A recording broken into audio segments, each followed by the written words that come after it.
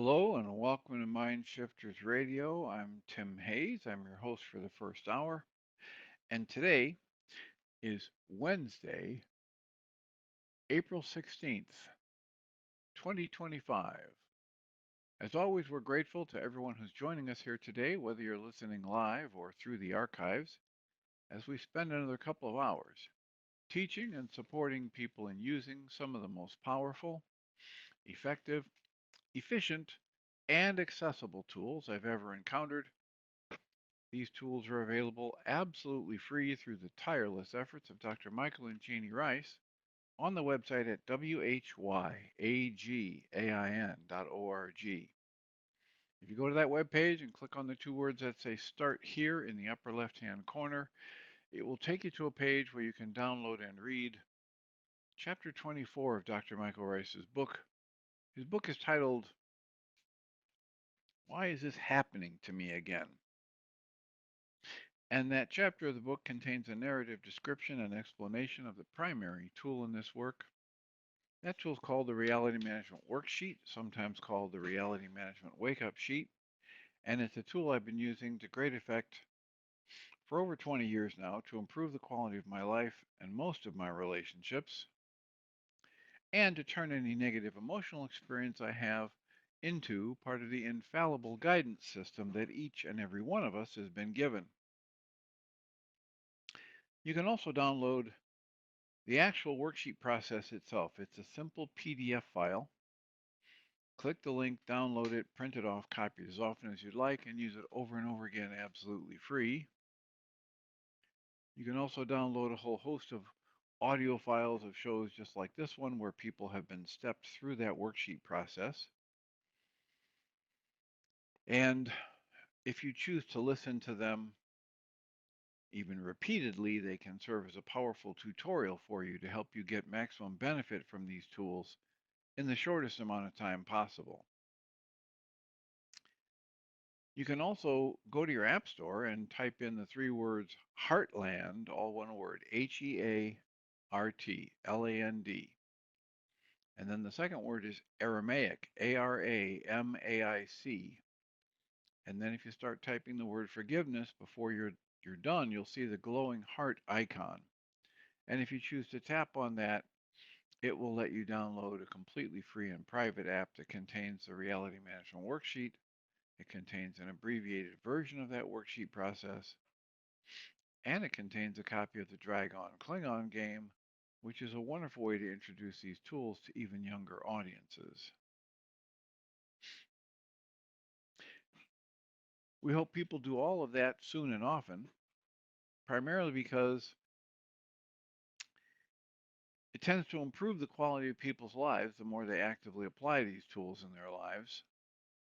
And secondarily, because it tends to prompt comments, questions, answers, and testimonials. If you have any of those to share with us, we'd appreciate you doing so. You can email me at tjh@mindshifters-academy.org, and or you can email Jeannie at jeanie@whyagain.org. That's whyagain.org. And if we get a question or a comment from you, we'll address it on the internet show. And then, as time allows, send you a notification about what day and time that occurred so you can listen back to the archives for your feedback or input. If you'd like to, you can also, if you're listening to us through the internet at live.needle.com/mindshiftersradio, we're glad you're here, glad you're spending time with us. But if you're listening through that format, you can't comment or type a comment into the app or talk to us voice to voice. So if you go to your app store and type in Needle, Nedl, and search for that, you'll find Needle, an AI tuner for live radio.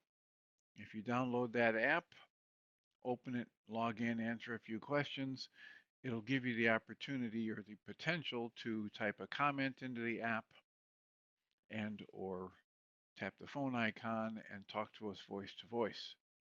And we greatly appreciate whenever anybody does that, whether it's through an email or the app because it makes it beyond words easier for us to live into our intention with this work. The intention we have with this work is to be of service, and that is just so much easier to do when we know how these things are landing for you. So if you will let us know how are the comments, the questions, the book readings we're doing with commentary, the worksheets that we present from time to time, how is this landing for you? I was mentioning on Monday that I ended up doing 6 worksheets before leaving the house in the morning. And I didn't talk in detail about each of them, but I did run through that last night in the support group, giving an overview about how they progressed from one worksheet to another. And it ended up being the impetus for 3 different worksheets being done within the group last night. And it's just, well, it's like I say in the intro, these are some of the most powerful, effective, efficient, and accessible tools I've ever encountered. And I've been at this kind of work for 51 years now. So I'm hopeful that you find them as useful and that if you have any questions about how to make these useful in your life, you'll consider asking those questions, whether it's through an email or a comment in the app or a direct voice to voice conversation. Every question benefits all of us. There is nobody at any level of expertise or experience that I've ever encountered who does not benefit from going back to the basics and questioning anew. So if there's somehow that we can assist you in getting a better facility with these worksheets, someone was asking the other day about how did I end up doing 6 worksheets in 45 minutes. Well, it's because I've been doing them so often that I know what the words are and I push myself to just move through them and get to the release points rather than getting hung up about worrying, oh, do I have exactly the right word here? Or do I have the perfect goal here? And well, I learned years ago when I was trying to do a series of these 5 worksheets a day for 40 days that was not going to fit in my schedule if I was taking 45 minutes or an hour per worksheet. And so a number of us that were doing it at that time challenged ourselves to give no more than 10 minutes per worksheet and then work it down to try and get a worksheet done in 5 minutes. And it is not the same, and yet it's very useful. It's useful for my frame of reference. It's useful for my pattern of thinking. It's useful for stirring up a variety of different memories and images in my mind. And I encourage you to try that if you haven't. If you've listened to us do worksheets in a support group or on the internet show, uh, it can take 25, 35, 45 minutes to get through one worksheet. But most of that is because whether it's Dr. Michael Ryce or Jeannie or myself or me doing that, we're coaching, we're teaching the worksheet process as we go. When I'm coaching somebody in a session, a worksheet process can take 10 to 15 minutes tops. And that includes a 3 to 5 minute meditation, or just kind of working with the mantra, or what I call the forgiveness patter, um, which is available on the mindshiftersacademy.org website as a PDF and as an audio file of me reciting it. So please consider this. I mean, there was literally a time a couple years ago where Dr. Rice sent me a link to two full internet shows. So that's 2 hours that he spent stepping one person through one worksheet. And while that's highly valuable as a workshop, it's literally a 2 hour workshop on the worksheet process. Nothing like that length of time is necessary to get powerful benefit from this tool. So please consider it as an option to put the challenge for yourself to get through a worksheet in 10 or 15 minutes tops, and consider that when you have a strong negative emotion active in your system, or if you just have a recurring negative thought, it might benefit you to say, I'm going to do 3 worksheets on this and try and buzz through them in 5 to 7 minutes per worksheet, just for the experience, just to watch what gets stirred up in you. Because essentially, the um, the dynamic that helps us move through these issues is the willingness to turn and look at what we have been through and what we have chosen to form as an interpretation or a meaning for what we've been through. And then at whatever level, some part of us has decided, oh, that's too intense, or that's too painful, or that's too scary, or that's too grief inducing, or that's too rage inducing for me to look at. And it's when I turn away from the very things I've already lived through that I start creating the dynamics which form a disruption in my life. And you might wonder, well, how is that forming a disruption in my life? Well, on Monday when I was reading from the book A Walk in the Physical by Christian Sundberg, one of the essays I read was titled Negative Emotions as Guideposts.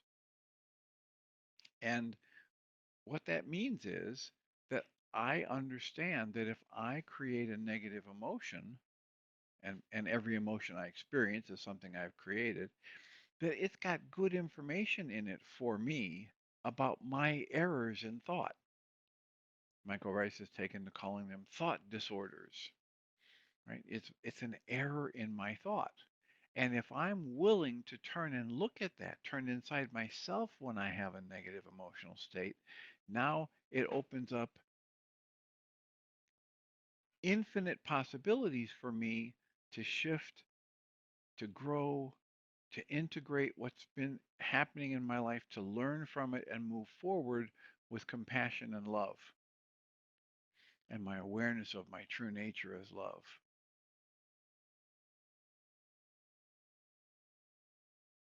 There's another book that I've been reading and trying to share parts of, and that is the book How Emotions Are Made, The Secret Life of the Brain. And this book has a chapter 4 that's titled, How the Emotions Are Made. And at one point, she talks about how the neuroscience understands things that psychology and psychiatry have not accepted or integrated in their work yet. And one section of it that came to me to read is um,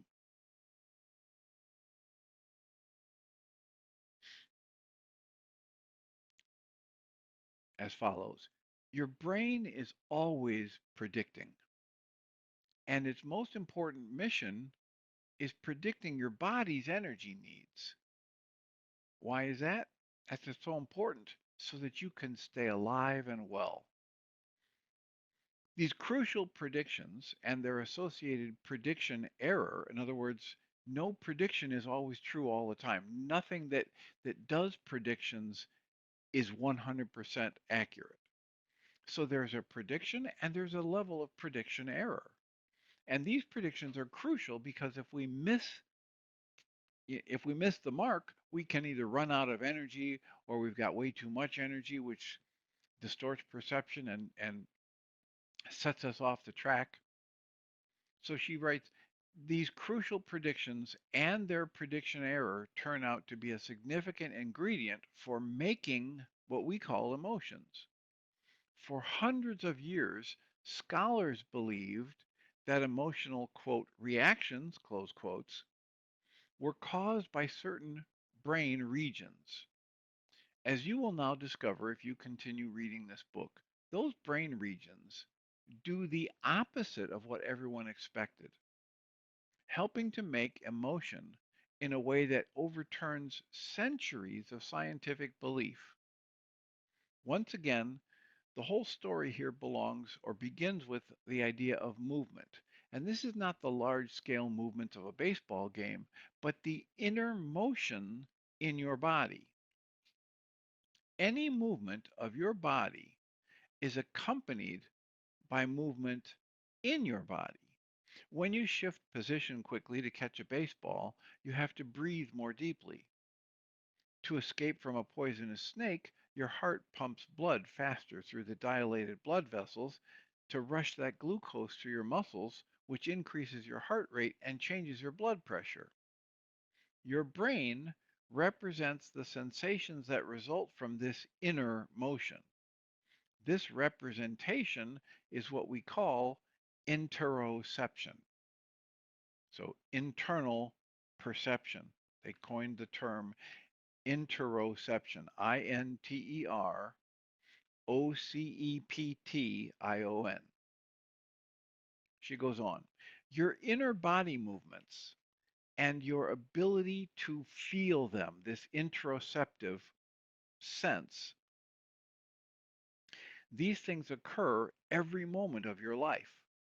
Your brain must keep your heart beating and your blood pumping and your lungs breathing and your glucose metabolizing, even when you're not playing sports, even when you're not fleeing from what you think is a poisonous snake, even when you're sleeping or resting. So, this internal process of movement in your body is never totally at rest.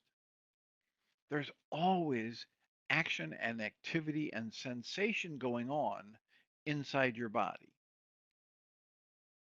Interoception is therefore continuous, just as the mechanics of hearing and vision are always operating, even when you aren't actively listening or looking at anything in particular, even when you're asleep at night. The process of hearing is still working. Your ears don't shut off when you go to sleep. This is why, if there's a loud noise outside your house or your bedroom, when you're in a light to moderate level of sleep, it still registers in your ears. It still sends the signals to your brain, and it might cause you to interrupt this thing you call sleep. Well, if your ears weren't working when you were asleep, you wouldn't hear. You wouldn't hear a loud noise. You wouldn't hear somebody calling your name. You wouldn't hear a car door slamming outside your window. And the same thing with if you're in a light to moderate sleep phase, your eyes are still working. Now your eyelids are closed, but your eyes are still taking in energy. And if somebody turns on a bright light in the room you're in, and you're in a light to moderate sleep phase, it still registers on your eyes and they send the signal to your brain and you wake up. So she goes on and writes, from your brain's point of view, and your brain is locked inside the skull, your body is just another part of the world that it must guess at to try to explain. So to your brain, your pumping heart, your expanding lungs, the changing temperature and the metabolism, all of these things send sensory input to your brain that is noisy and ambiguous. A single interoceptive cue, an internal feeling cue, such as a dull ache in your abdomen, this could mean a stomach ache, this could mean hunger, Could mean tension. It could mean that your belt is too tight, or 100 other things. Your brain must explain bodily sensations to make them meaningful, and its major tool for doing so is this prediction. Your brain makes a model of the world from the perspective of someone with your body, just as your brain predicts sights, smells, sounds, touches, and tastes from the world in relation to the movements of your head and your limbs. It also makes predictions about the sensory consequences of those movements inside your body. So, in an earlier part of the book, she talks about the same thing that Anil Seth talks about in his various video lectures about how we're hallucinating reality. And he talks about how light doesn't get into our brain, sound doesn't get into our brain, touch doesn't get into our brain. Our brain is sitting inside the cranium, inside a protective layer of cushioning.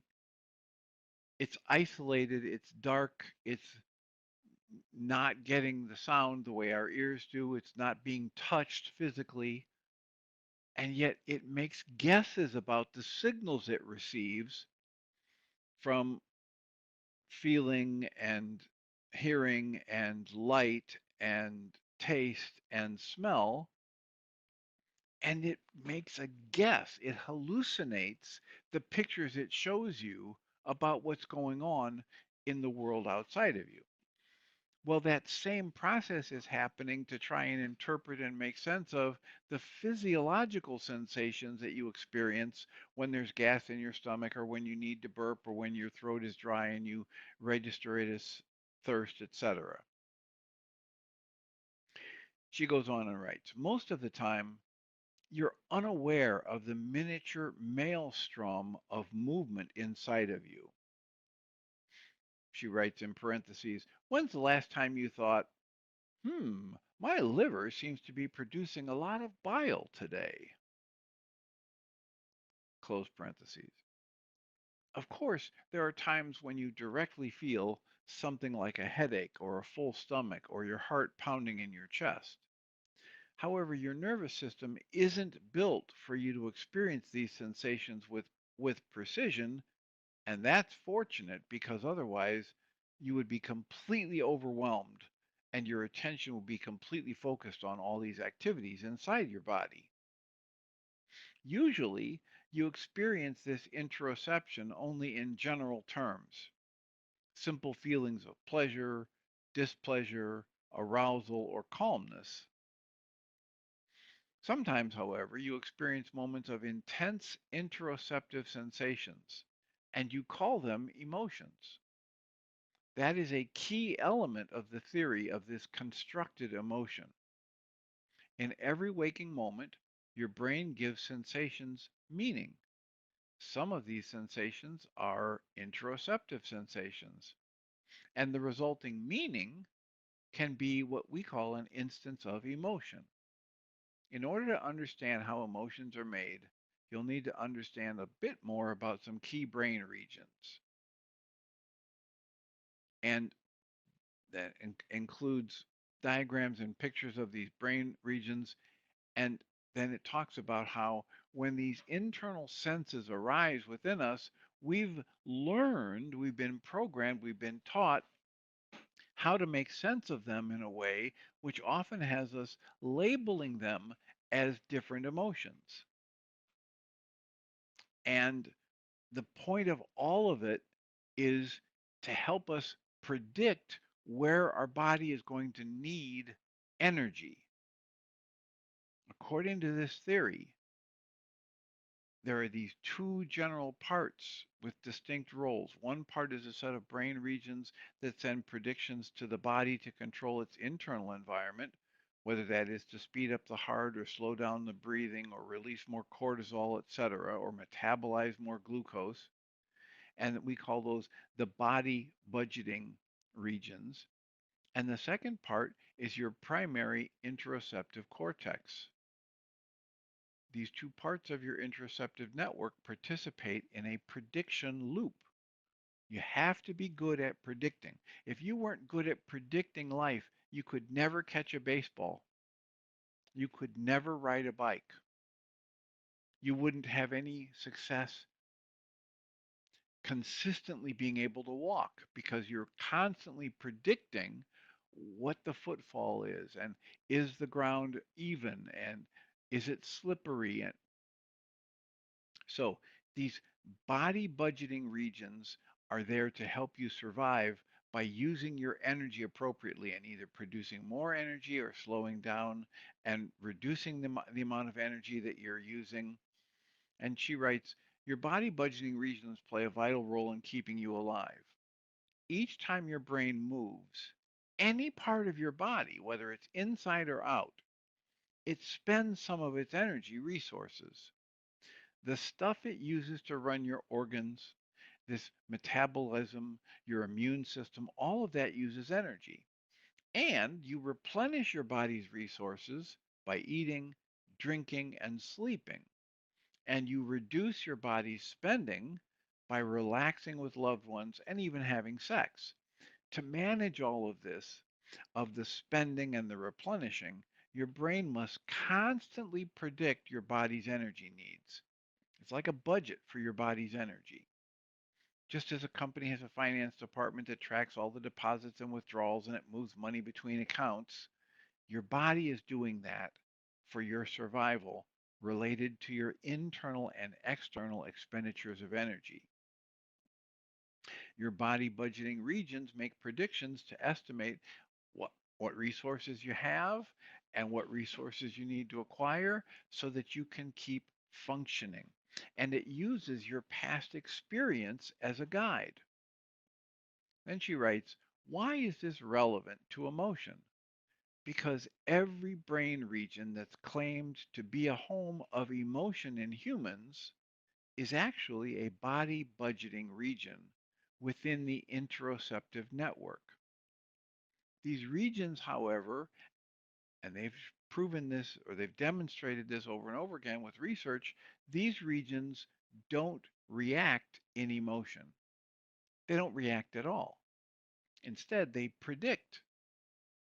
The difference between reacting and predicting, reacting is passive, it waits for something to happen and then reacts to it.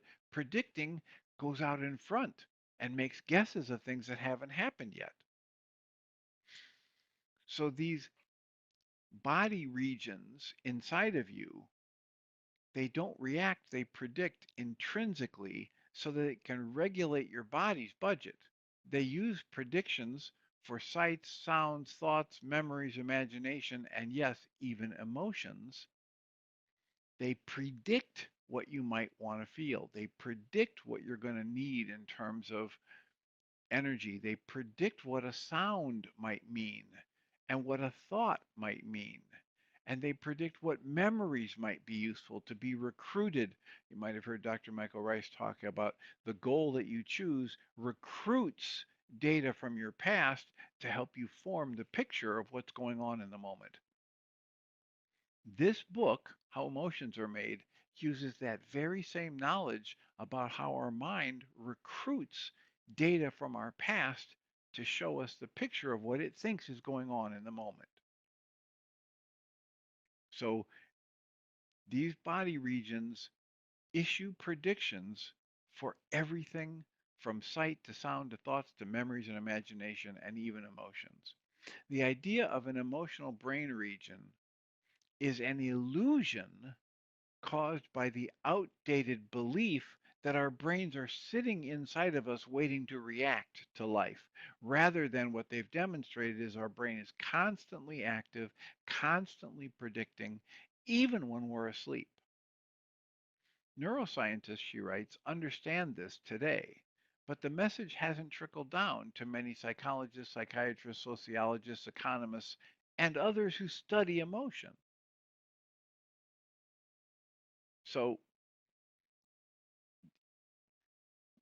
I hope this is making sense. I hope not everybody, but some of the people who are listening have listened to Dr. Michael Ryce's lectures where he's talking about how your brain, once you've decided on a goal, that goal recruits data from your past, energy, information, memories, etc., and uses it to create the images or the pictures or the understanding that you have about what you believe is going on in the world around you.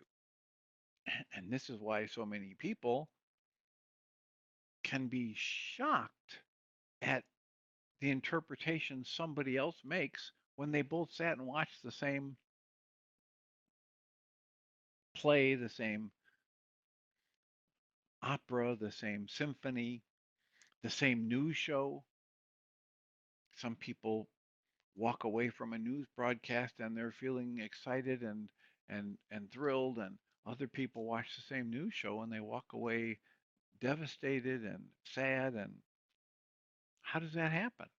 How is it that on a regular basis, if we watch a video in one of the support groups, especially when we were doing this live, and we're all sitting there in the same room together, watching the same TV set, and at the end of it, some people are loving it, and some people are triggered to upset, and some people are triggered to sadness, and some people think they heard Dr. Michael Ryce talk about nothing but, you know, problems and anger and frustration. And other people watching the same thing thought all I heard him talk about was being loving, and your true nature is love, and how to restore your awareness to your true nature is love. There's science that describes how this happens for us. You are not sitting inside your brain looking out through your eyes. Dr. Michael Ryce talks about this very clearly. There's no little person inside you looking out through your eyes as a control panel, like in the movie, in the Disney movie about, emotions, Inside Out. That's that's not the way it works. Your eyes are simply antennas. They simply either receive light or they don't receive light. And that light that they receive, and this is another book where they cite the research that says the light that comes in through your eyes is only about 20% of the data that your brain uses to create the picture it shows you. 80% of it comes from your past. 80% of it comes from your belief systems and your judgments. So hopefully you end up understanding how easy it is for us to be in misunderstandings with people. It routinely happens that people listen to things I say and then come back to me weeks or months later and say, I love it because how you're always saying X, Y, and Z. And I cock my head and I wonder, how did they get that from what I talked about? The reason is how they got it because their mind is showing them something very different than what my mind is showing me. And sometimes it's a matter of I said exactly what they heard, and I thought I said something else. I had a situation happen just yesterday. I wasn't able to be on the internet show yesterday because I was going to the 1 month checkup from the oral surgery. And so everything about my schedule was rearranged in quite an unusual way. And normally I have a meeting on Tuesdays at noon, immediately following the internet show. And I thought because I'm going to the meeting that I might be late. And so I made sure to text the person yesterday morning before I left that I might be a little late for the meeting. And the person responded with, "We aren't meeting today. We canceled the meeting." And that was just my whole brain, my whole system went, wow, that's weird. Maybe this other person thinks they told me they canceled the meeting, but I have no memory of them canceling that meeting. Now, There's a number of intervening factors, some of them loaded with, you know, consequences that I need to make adjustments for, and I have definitely felt some emotions that I've generated around that. And so after the fact, when I get back to the office and reach out to this person, one of the first things I say is, I'm sorry that I forgot that you canceled the meeting. And she said, well, I didn't cancel the meeting. You canceled the meeting because you had this appointment.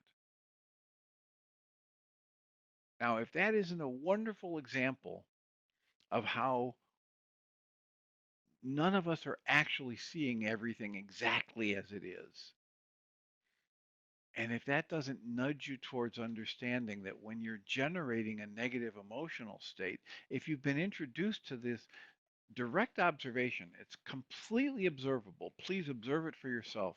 Question it constantly.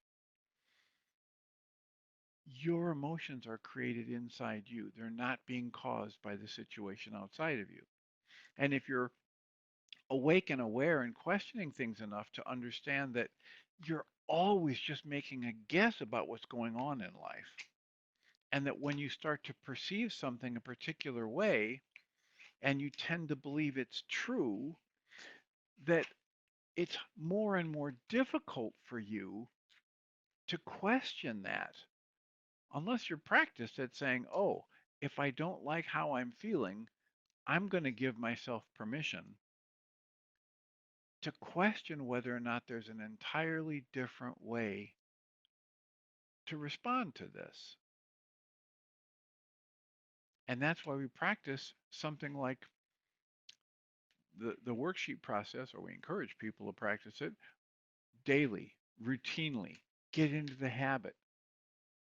Get into the habit of practicing understanding that your perception is never 100% accurate. It's always just a guess. And the good news is there's this feedback system. It's called your emotional state. It's called these two factors that make up emotions, this valence of positive or negative, and this intensity. So you might experience something inside of you that's very mild and very gentle, and it's positive, and it's a positive valence and a low emotional or a low intensity. And if it bleeds over to the level of you want to generate an emotion from that, you'd say, oh, that's a positive emotion. That's a low level positive emotion I'm feeling because I kind of like the feeling and it's very gentle. It's not really intense. On the other hand, I might have a sensation that's, really intense and I don't like it. So it's got a negative valence and it's got a high intensity. And this would be something we call either pain or, an intense negative emotion. If I understand that those are all just being created inside me by my brain's best guess about what's going on in the world outside of me and the world inside of me, then I can start to question, okay, if I don't like how it feels, I wonder if there's a different way to interpret these inputs, these memories from the past, these beliefs that just got resonated into activity. And that's why we talk so often about helping people question their beliefs, their downloads, their trauma energies, their conclusions from the past. And when that happens, if it comes up, now instead of using the traumatized 12-year-old mindset that downloaded this energy, I can use that 12-year-old traumatized mindset and add to it my adult level competence and life experience base and reach an entirely different set of conclusions. I can start making different predictions and then I can test them out. One of the best things about us is that if we're working well as individuals, we are actively doing the scientific process of testing out, arriving at a theory, testing out the hypothesis, and then reevaluating the results and lather, rinse, and repeat. Those of us who function well in the world are living from direct observation, and we are the most effective and efficient when we're fluid and when we're adaptive to change because life itself is in a flow. This is why they have statements like, you never step in the same river twice. But we think of a river as a thing, a static thing. Oh, that's the Mississippi. And we think of it as this thing like a car. Except the fact of the matter is, it's never even close to the same river, even 2 days in a row, much less when I was there 12 years ago and when I go back now. Everything about my life has changed. Everything about me has changed. 12 years after the fact, if I go back to see the Mississippi River, not only is the river not the same as it was, there's not a single cell in my body that was here 12 years ago. So, how do we make sense of the world? We're always guessing. How can we know when our guesses are accurate? When we're feeling calm, we're feeling clarity, we're feeling focused, we're feeling creative, we're feeling connected. You might want to use the eight C words that they use in the internal family systems: calm, centered, creative, connected, compassionate, etc. How can I know when my best guess, my prediction about life is not so accurate? I don't like how I'm feeling. What I'm feeling has a negative valence, and it could be either at a low intensity, a moderate intensity, or a high intensity. And if I'm willing to understand that what my brain shows me is just its best guess, and then I've got a feedback system to help me evaluate how accurate that guess is, and that feedback system is my own internal state of what I call comfort or discomfort or emotion. When it's a negative emotional state, the best use of my emotion is to indicate my guess about life right now, my interpretation about the meaning of what's expressing in, through, as, and around me is off the mark. And the best use of my attention is to breathe and soften and turn the focus inside and ask to be shown a different way to look at, a different way to interpret, and therefore then respond to what I'm experiencing as life unfolding. So, we have some time for a comment or a question before I go back to the essays from Christian Sundberg and his book, A Walk in the Physical. We have plenty of people on the call, on the app. Again, if you're listening on the internet, you can't type a comment or raise your hand to call, but if you download the Needle app, then you have that option. So we've had a couple comments saying it makes sense and they're in agreement with these observations. So let us know. If you have a question or comment, it's an excellent time to jump on the call before I start going back and trying to take a look at the essays we were reading from Christian Sundberg's book, A Walk in the Physical.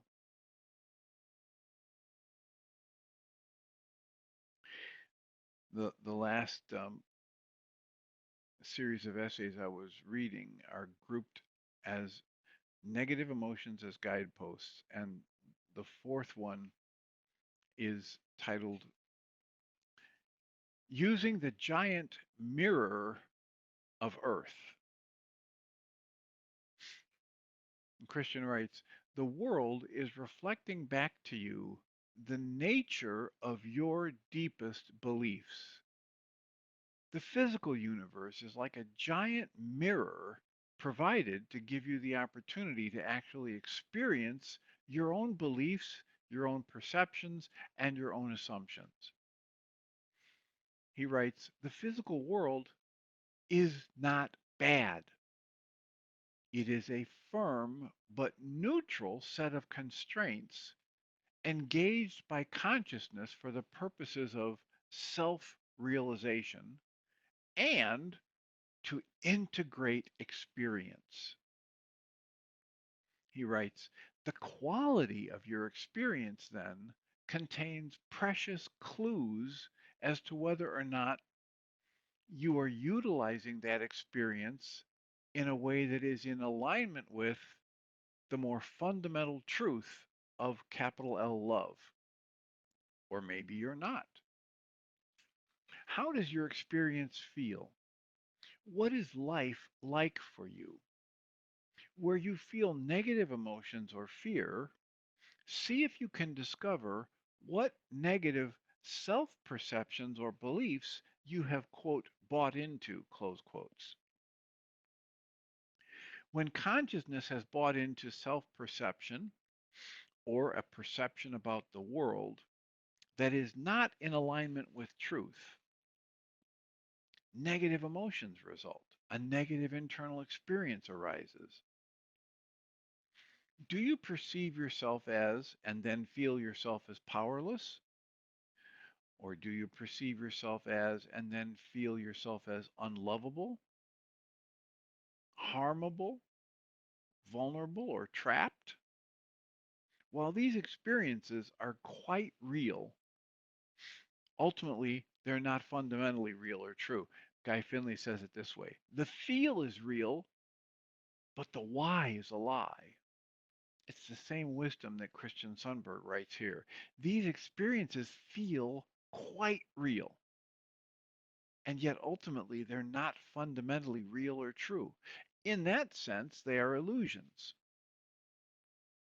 because fundamentally you are powerful, you are love, you are cherished and appreciated, you are immortal, and you are free. You're free to choose how you interpret and respond to whatever sights, sounds, and senses hit your energy system.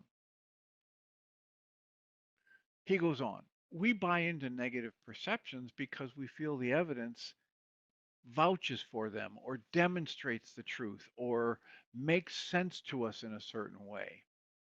Our conclusions about reality become assumptions about reality, and then they become invisible. Our conclusions about ourselves become assumptions about ourselves, and then they become invisible. But the mirror keeps reflecting the appropriate experience of those assumptions back to us.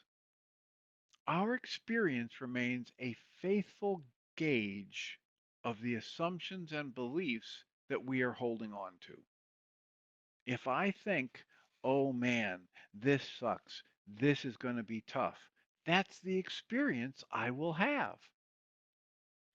I could walk into the very same situation and say, wow, this is interesting, and have a very different experience. He goes on, your negative emotions can serve as guideposts to rediscover your assumptions. I'm going to read that again. Every negative experience you have, you could choose to use it as a guidepost to say, oh, I must be having a negative assumption about myself or about the world, and that's why I'm experiencing this as negative. I wonder what that assumption is. He offers the question, why do I feel the way I do? I offer the question, how am I creating this emotion? Or I offer the next question, what am I making this situation mean?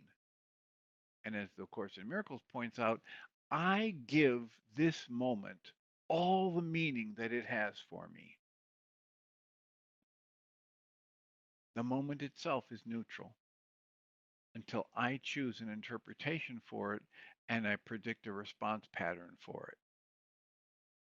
Christian writes, when you find the belief that's giving rise to your feeling, please do not assume that it's true. Rather, use the discovery to help direct you towards the fear itself without the story of the belief. So that you start experiencing these internal energies that they called interoception. You start to feel the valence of positive or negative, and you start to feel the intensity and you just register it as energy and you breathe and soften and let it flow through you. Now, this isn't what he's spelling out in this paragraph, but it's exactly what they're calling us to do. Be with the feeling, understand it as energy that will move through us if we keep our breath moving.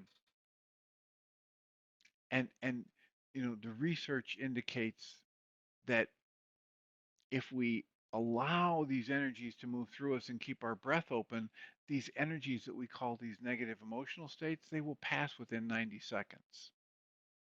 So rather than believe this assumption or this belief, use the discovery of that belief to direct me towards the fear itself and let go of the story or the belief.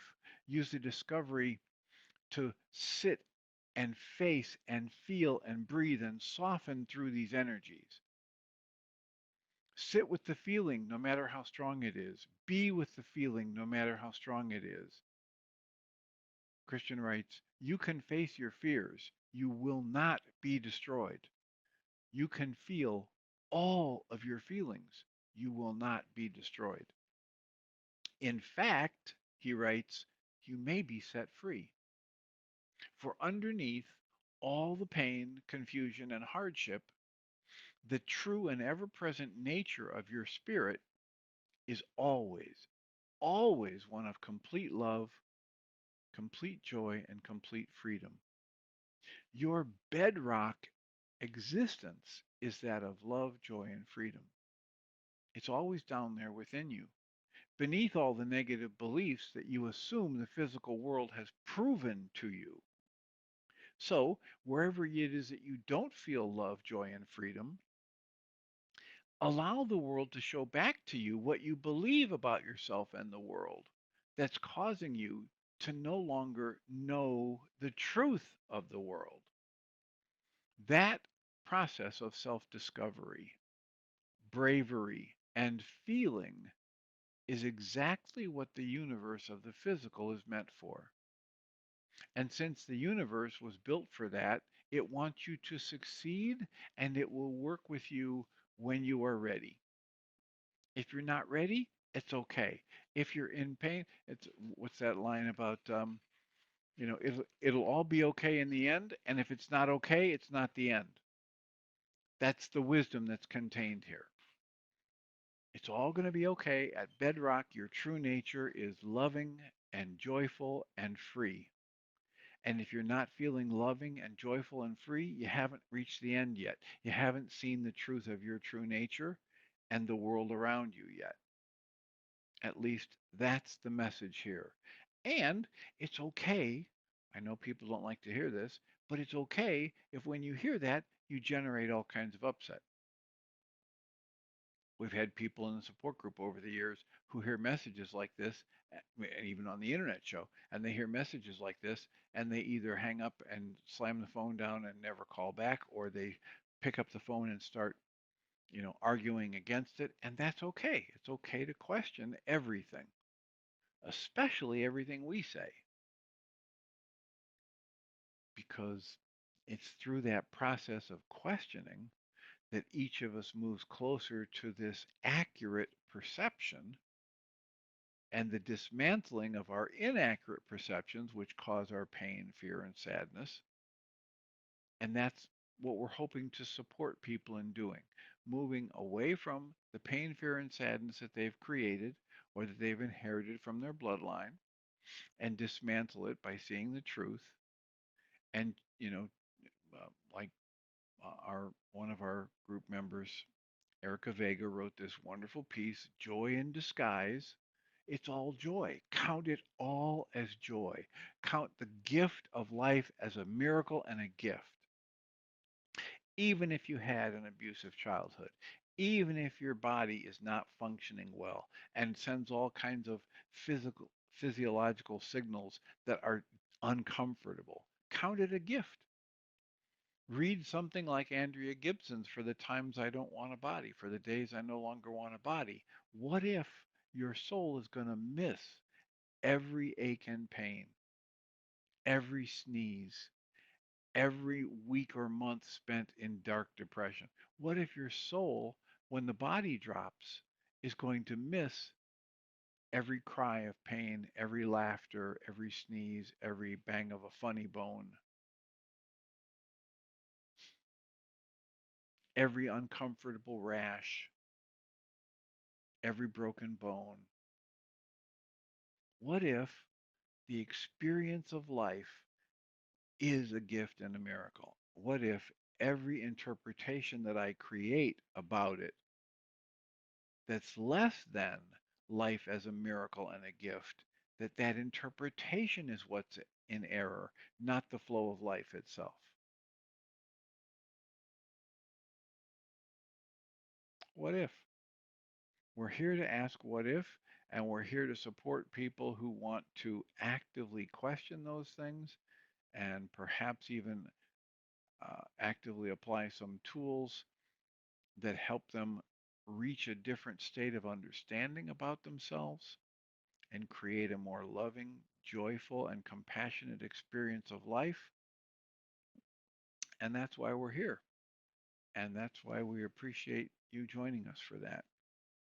So we're down to our last few minutes. Today's a Wednesday, so there will not be a support group tonight. There will be another one tomorrow. As my grandmother would say, God willing and the creek don't rise. All the information you would need to join us for that is available on the mindshiftersacademy.org website. There's a separate information page for the Tuesday login and a separate information page for the Thursday login. It's absolutely free. We'd love to have you join us. It's 6:30 to 9 p.m. Central Time.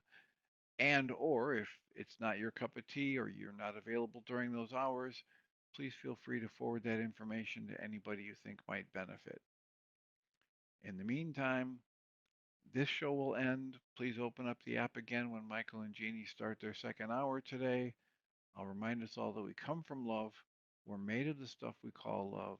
We actually are love, and everything else is false. Thanks for being here.